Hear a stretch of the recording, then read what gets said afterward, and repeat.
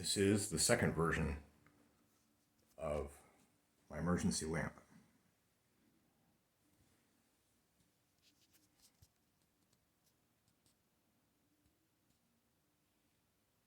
What I've got going on here is where the wick comes up through the lid, there's a small pile of non-iodized salt, just sodium chloride. And what this is doing is catalyzing the burn so that any impurities in the oil do not smoke.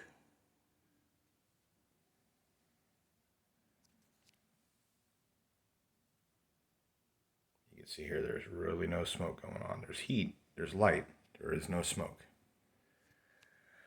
And what I did differently was I went to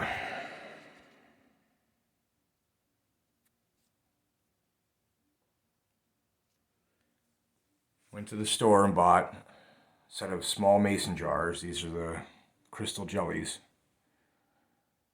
And I popped open the package and I pulled one out and show you what I did.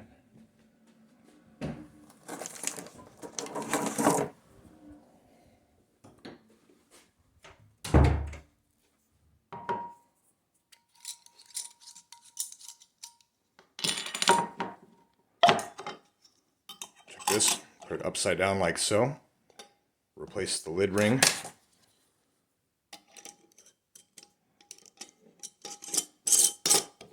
Having it this way, I took a Phillips head screwdriver, eyeballed the center, tapped it until the screwdriver went all the way down. It did slightly deform around the rim, till I got the Phillips head all the way through to the main width of the shaft of the screwdriver. At that point I pulled it out, took this off, flipped it upside down. This is what you have here.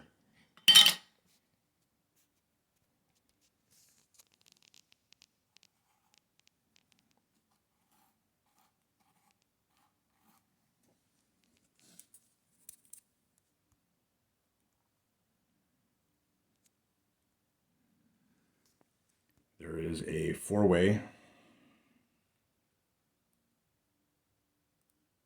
spiking of the metal of the lid that kind of helps to grip the wick.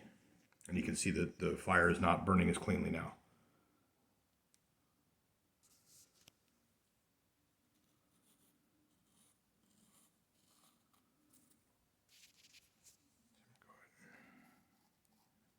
Back here. And this also kind of throttles the oil usage of the fuel.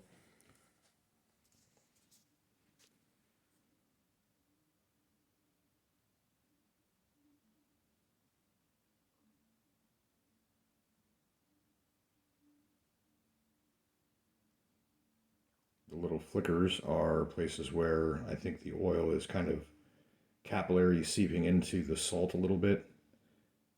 But as I said, once this gets up to speed here,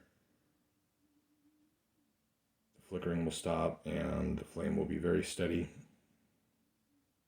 And you can see, oop, fly just flew straight into it. That's hilarious. As you can see, it's getting a little taller now.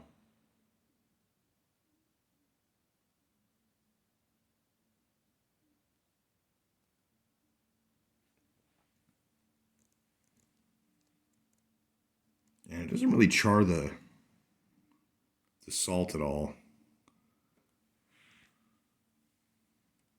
The salt's all saturated with oil.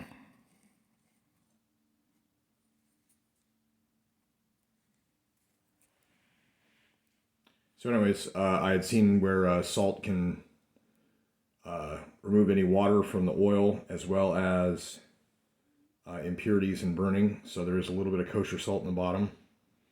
I don't know if you'll be able to really see it. Yeah, you can kind of see it. Little layer of salt in the bottom. And then the wick is a 5-inch by 2-inch strip of Hanes cotton women's underwear. I found an old pair of undies from before everybody left that had washed everything, and clothes that I just never quite got rid of. Maybe I'll find a use, and lo and behold, I've got cotton well woven. I have not had to pull this wick up at all. This has been going for an hour. And there's a little my little twisted paper clip that I used to try and hold the wick up yesterday, I'm now using to keep it in a gathered state with a little bit of extra.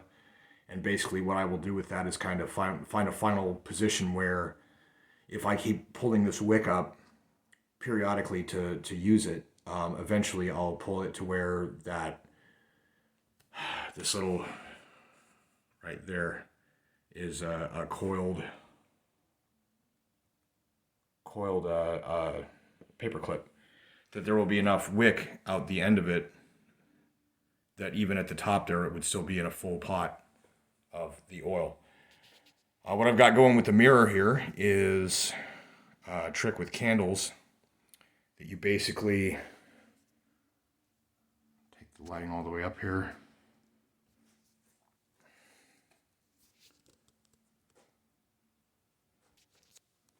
You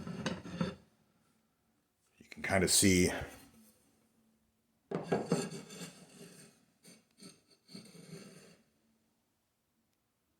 how visible that is. There is an additional light reflection on the wall from this mirror, basically having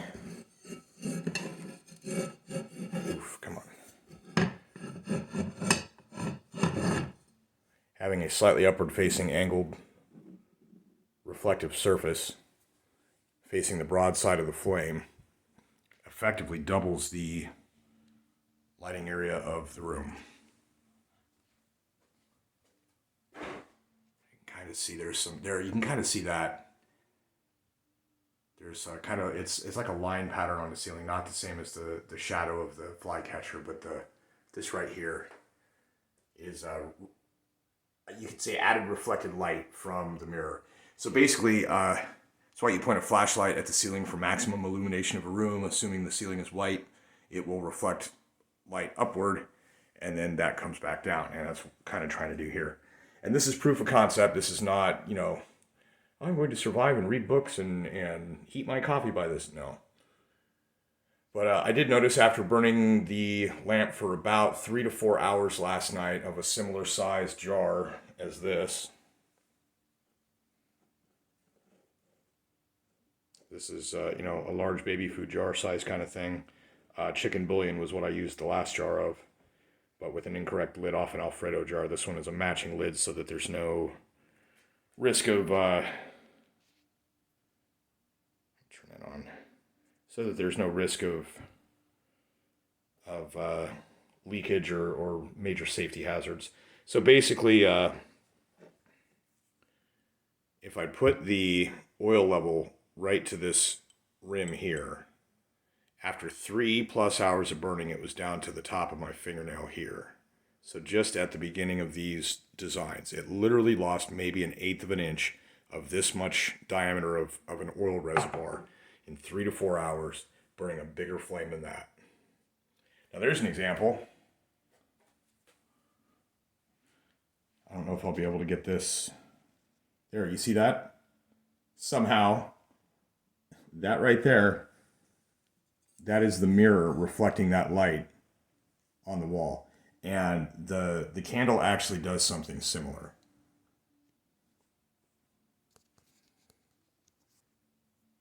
Even though it's really, really hard to see. Like I said, there are some light lines here. With enough candles and enough reflective surfaces, you can fully illuminate a room with extremely little cost of energy.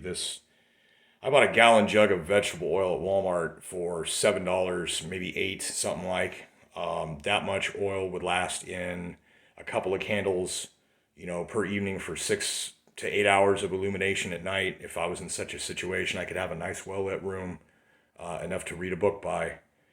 And that would be probably a month and a half's worth of oil. So that's a pretty cool thing to know.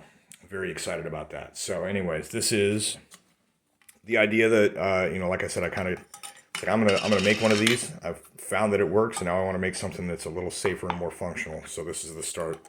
The other thing is they need to be in a relatively shallow container.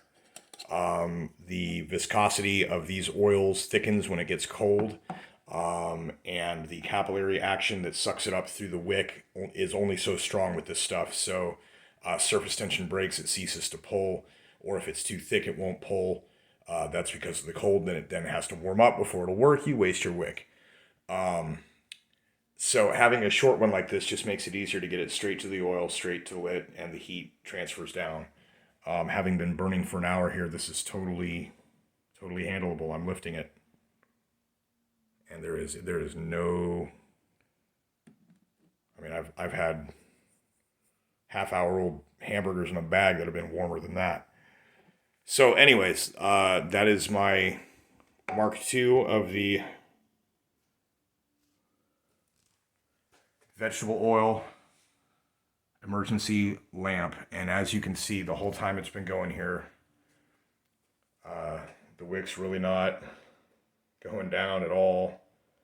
The flame's been consistent the entire time.